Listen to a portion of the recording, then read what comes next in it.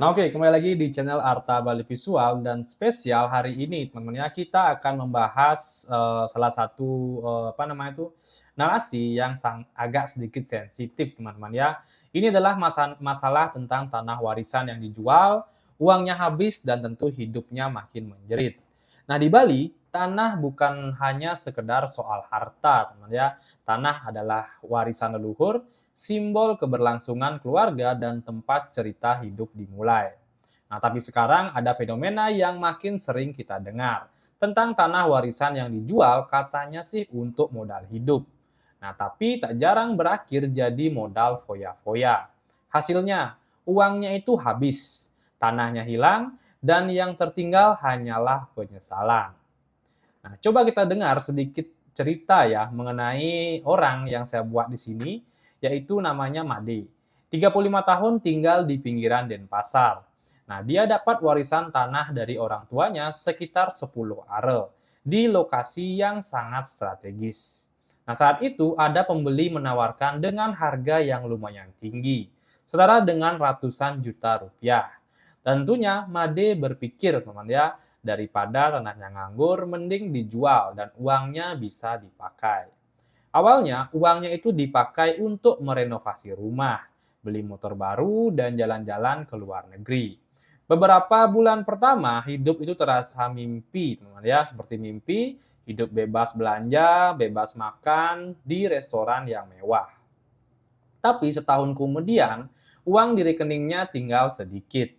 Pemasukan tetap sama seperti dulu, motor mulai rusak, rumah butuh perbaikan lagi, dan harga tanah di lokasi itu malah naik 2 kali lipat. Nah, tanah yang sudah berpindah tangan, tapi penyesalannya datangnya terlambat. Nah, fenomena ini bukan hanya cerita dari Made. Banyak keluarga di Bali yang melakukan hal serupa karena beberapa alasan. Yang pertama, tergiur harga tinggi. Pembeli atau investor datang dengan uang yang sangat besar. Yang kedua, tidak ada perencanaan keuangan. Uang hasil jual tanah tidak bisa diatur. Yang ketiga, budayanya sangat konsumtif. Ingin cepat menikmati hidup, apalagi di tengah gaya hidup pariwisata. Dan yang keempat, kurangnya edukasi finansial. Tidak tahu cara memutar uang agar bertahan lama. Nah, oke, kita lanjut di sini. Bali adalah pulau wisata dan itu kebanggaan kita. Tetapi di sisi lain, pariwisata membawa gaya hidup yang cepat dan konsumtif. Banyak anak muda yang terinspirasi dari wisatawan. Nongkrong di beach club, ganti gadget tiap tahun, liburan ke luar negeri atau beli barang-barang branded.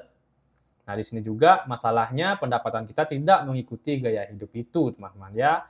Nah, uang dari tanah warisan terasa seperti jackpot. Dan jackpot biasanya habis cepat kalau tidak dikelola dengan baik. Nah, gaya hidup yang mengikuti tren pariwisata membuat banyak orang di Bali lupa bahwa uang yang dipegang saat ini tentunya bisa habis. Tapi tanah sekali dijual jarang bisa kembali. Nah, lanjut.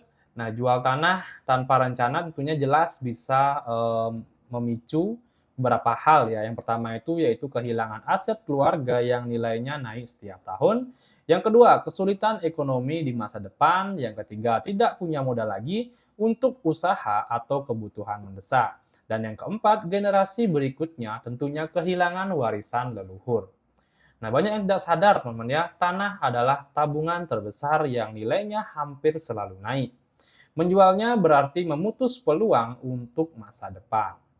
Tidak semua penjualan tanah itu salah ya. Ada juga kondisi di mana menjual tanah memang masuk akal.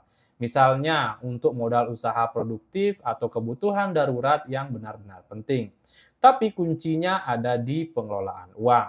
Nah, beberapa langkah bijak yang bisa saya share di sini teman-teman ya, agar tidak banyak yang melakukan ini. Yang pertama, pisahkan untuk kebutuhan dan investasi. Jangan dihabiskan semua untuk konsumsi. Yang kedua, beli aset pengganti. Misalnya, tanah di lokasi lain atau properti kecil. Yang ketiga, gunakan untuk usaha yang produktif. Nah, usaha yang bisa memberi pemasukan jangka panjang, teman-teman ya. Dan yang keempat, simpan sebagian untuk tabungan dan dana darurat. Ini sangat penting teman ya, karena kita nggak tahu hari apes kita kapan dan kita diberi kesehatan sampai kapan. Makanya dana darurat ini tentunya sangat-sangat penting harus kalian miliki. Agar ketika terjadi masalah atau mungkin kalian tidak bisa kerja, ada uang yang bisa kalian ambil dari sebulan sampai 6 bulan ke depan. Nah, di sini oke, untuk menutup di sini, tanah warisan adalah sebuah titipan leluhur. Kalau kita menjualnya, pastikan uangnya berubah menjadi aset lain yang nilainya juga bisa bertahan. Karena kalau tanahnya habis, uangnya habis, dan kita tidak punya apa-apa, yang tersisa hanyalah cerita dan penyesalan. Ingat, kekayaan itu bukan soal seberapa banyak uang yang masuk, tetapi seberapa lama uang itu bisa bertahan dan memberi manfaat. Jadi, sebelum tergoda menjual tanah warisan untuk gaya hidup, pikirkan kembali, mau harta leluhur jadi cerita bangga atau cerita sedih.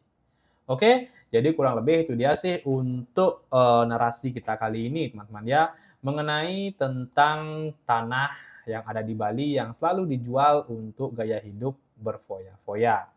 Oke, dari sini juga saya akan sedikit merekomendasikan salah satu buku yang bisa kalian jadikan referensi untuk hidup dalam pengolahan keuangan yang sehat agar kalian tidak menyesal di sewaktu tua nanti ya, khusus juga untuk generasi muda Bali yang masih punya banyak tanah, yang masih punya banyak warisan harus beli buku ini agar kalian tidak salah mengalokasikan uang kalian untuk hal-hal yang konsumtif. Jadi buku ini bisa menata pikiran kalian ya dan gaya hidup kalian. Oke, jadi kurang lebih itu dia sih untuk penjelasan kita kali ini. Untuk kalian jangan lupa juga ya terus dukung channel ini dengan cara klik like, komen, dan subscribe hanya di channel Arta Bali Visual. Sekian dari video saya ucapkan terima kasih.